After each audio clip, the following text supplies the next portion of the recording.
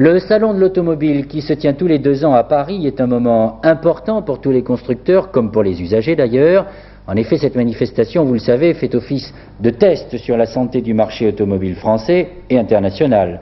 Ce matin, la régie Renault doit souffler, si j'ose dire, puisque le plan proposé par M. Bernard Arnault, le PDG de la régie, a été accepté par les syndicats qui, au passage, ont obtenu gain de cause sur leurs revendications immédiates concernant les congés mobiles et le pouvoir d'achat. Renault qui profite de ce salon pour présenter la Super 5. Ce ne sera pas la seule nouveauté de ce grand rassemblement automobile. Jean-Claude Renault.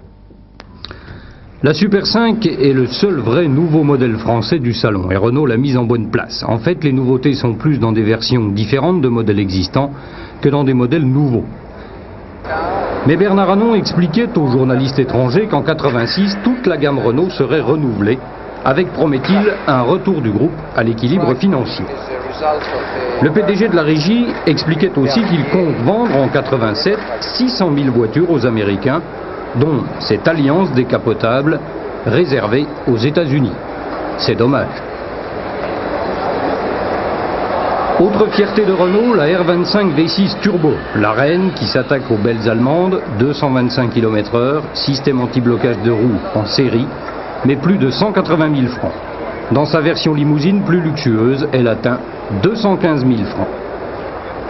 A noter encore à la régie l'Espace et la Jeep Cherokee, nouvelle venue sur le marché français.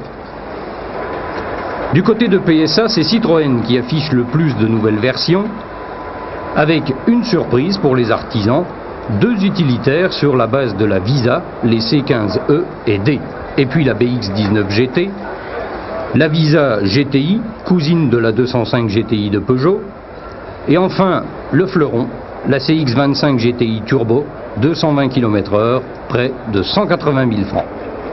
Chez Peugeot, outre une 305 GTX, la 205 s'apprête à avaler de nouvelles parts du marché avec ses versions X en 3 portes. A noter qu'un constructeur français se décide enfin à équiper ses voitures d'un toit ouvrant transparent.